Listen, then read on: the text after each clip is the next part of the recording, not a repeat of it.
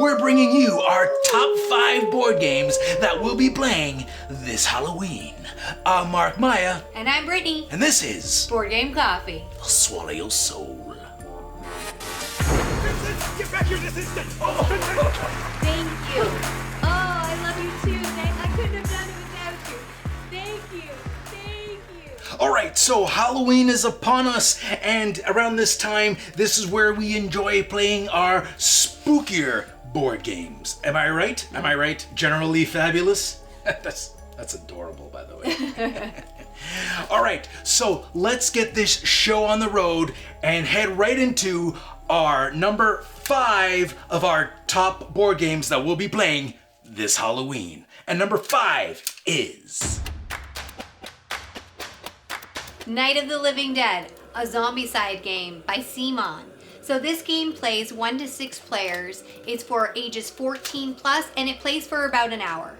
Now, if you've played the zombie-side games, then you'll know what to expect here, because it's pretty much zombie-side with the Night of the Living Dead license just kind of mixed in there like a spooky cake.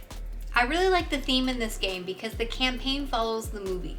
Yeah, so if you've seen Night of the Living Dead, you'll recognize a lot of the situations that these characters in this game get themselves into. Just like the movie, they're looking for the keys, they gotta fuel the truck, they gotta board up the windows. They have to find weapons. Etc., etc. So that is basically, they've taken all those little nuances from the movie and put them into this game and made scenarios out of them. And they took all the characters, which worked out perfectly because Zombicide is a 6-player game, and then there's 6 characters locked in the house. It was like kismet. It was meant to be.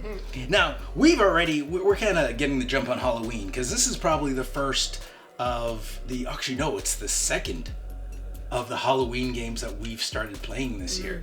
The first Halloween game we started playing this year is actually coming up next. It's our number 4, but we'll get into that later. So, here's the thing. This Zombicide game, if you are familiar with the Zombicide series and you're a veteran player, you might find this a little easy, so we would recommend upping the challenge right away. There's instructions in the back of the manual to tell you just how to do that. Basically, you remove the easier zombies, which really helps. Oh, and another thing you should know if you're Zombicide veterans is there are some changes. There's no noise tokens. There's no runners. They've been replaced with breakers instead. There's multiple piles of weapons, and your characters have 2 forms. There's a Romero mode and a Zombicide mode. So, and there's a lot more barricading windows and zombies breaking through barricades. And there's cornfields and forests. So Which is pretty cool. Yeah, those add an interesting, I guess, dynamic to the game mechanic when you're playing outside. But you know what? That's it for our number 5. Let's head to our number 4 of our top games that we'll be playing this Halloween. Are you ready? Let's do this. Oh, one more thing before we go. Check out our playthrough if you want to see how the game plays. Now we can do our number 4. You ready? Ready. Now we're ready for real.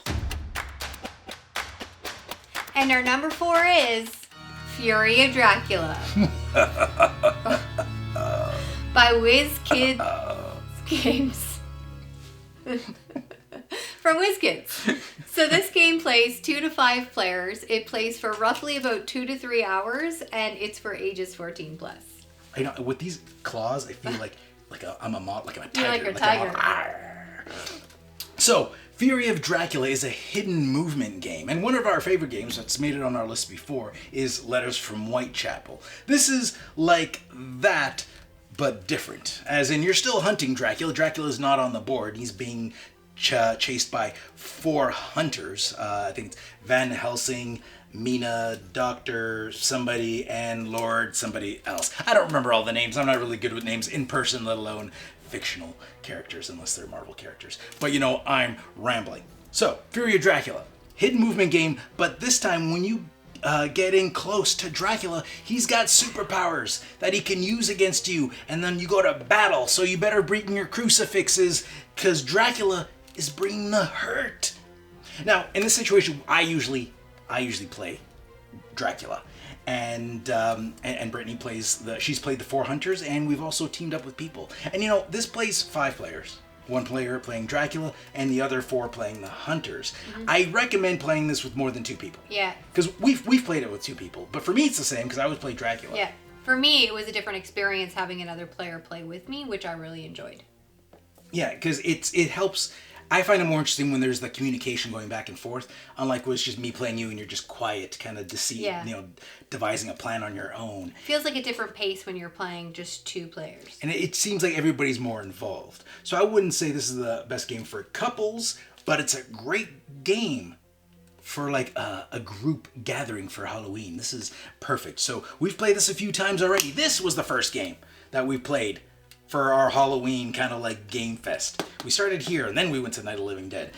But this is an oldie but a goodie. So, Fury of Dracula, it might be old, but it's still relevant. It's still awesome. It's been around for a long time, and there's a reason for that. So, check out Fury of Dracula. If you like hidden movement games, it's pretty cool. Mwah. And our number 3 is Sorcerer, published by White Wizard Games. Ooh. So this game is 2 to 4 players. It plays for roughly about 60 minutes, and it's for ages 14 plus. Now, Sorcerer is a game that's great for couples. We play this quite a bit on our own. Now, it's not actually a deck builder, but it is a card strategy game with some board tactical things happening, because there's 3 locations, and as competitors we're trying to conquer those locations, and the person who does that first wins.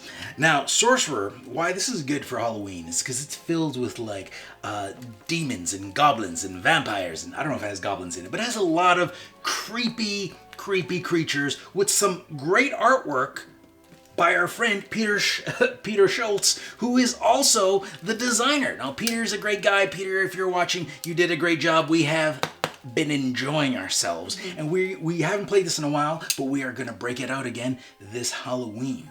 Because if you want a game that is themed around just like monsters and creepy and spooky, and you want to lay the smackdown on somebody, this is your game. Give Sorcerer a go. All right, Brittany, let's head to our number 2. Are you ready? Yes. All right, now our number 2 of the top 5 board games we'll be playing this Halloween is Abomination, the Heir of Frankenstein. Now, you might have noticed, we don't actually have the box. That's because, sad story, we don't actually own Abomination. We will be playing it, but we won't be playing our copy. It's actually one of the games on my Christmas list. Take note. It's not a very Christmassy type of board game, but it is a Halloween-y type of board game.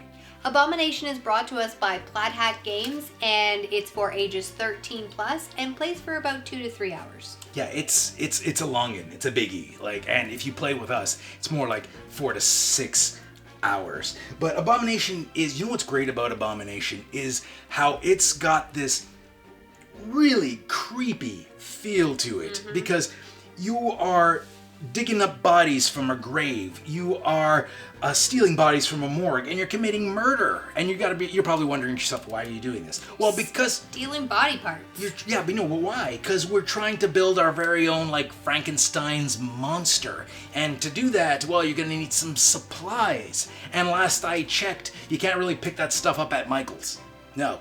So you need to do all these horrible things: dig up bodies, steal corpses, make corpses. And thing is in that order, they're actually fresher. So if digging up a corpse is not as fresh as killing somebody fresh, those are the best parts. Everybody knows if you're gonna make a Frankenstein, use fresh materials.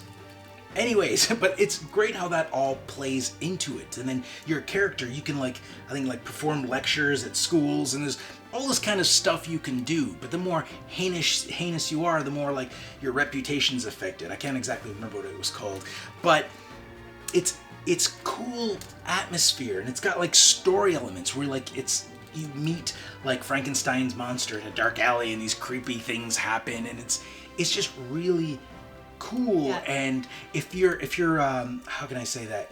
If you have trouble taking in like grotesque things, if you're not comfortable with that, This game is not for you. yeah, you might not want to, because like you're putting like even the body parts you're building, they're like rotted corpses and skin cadavers, and there's also just the art on the cards just are disturbing. There's like a lot of decapitation, people with their jaws missing. It's it's a very gory game, but it feels so Halloweeny. And if that's the part of Halloween that you love, then you'll be really interested in this game because the theme really is an experience. Yeah, and you know what? I really like the box art of this game. Huh?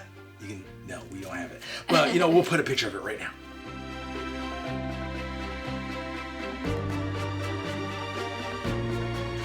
I enjoy the whole atmosphere, the way it's presented, and it's great. So if you're looking for a spooky experience, check out Abomination, the Heir to Frankenstein. Now, Brittany, you know what comes next? Our number one. Our number one of our top 5 board games that we'll be playing this Halloween. And I gotta say, I'm nervous. I am so excited. Let's do this. And our number one is Betrayal Legacy. So this game is brought to us by Avalon Hill. It's for ages 12 plus, and it plays 3 to 5 players. Each playtime is about 75 minutes. I find it interesting that this is ages 12 and up, because Brittany, let's just say Brittany is not 12. And I'm scared of the she's going to have images. nightmares for weeks after we play this. So, if you're a fan of Betrayal on House on the Hill, or Betrayal at House on the Hill, then you gotta try Betrayal Legacy. It's a great legacy game, and it's got this whole, what is it, like lineage type of thing? Yes. Or heritage, I don't know Love what word you would use. But basically you play as one set of characters, and as they die off, you end up playing with like relatives from their future, and then you find like heirlooms, and it's got that legacy aspect where you find objects and you name the object. So you could say this is Brittany's hairbrush, and then 50 years, 100 years in the future, somebody finds this hairbrush and it's written on the card and it says Brittany's hairbrush. I actually don't even know if a hairbrush is one of the items, but we're trying not to spoil anything. But it's a cool aspect because it takes, not only does it take the gameplay we like from the classic Betrayal at House on the Hill, but it tunes it up, right? Adds that extra layer. And things make more sense in this. Like the encounters that you come across will make sense based on the location you're at. Oh, and you can go outside this time, which I don't recall in the other one you could go outside. But we want to get a full crew to play this on Halloween.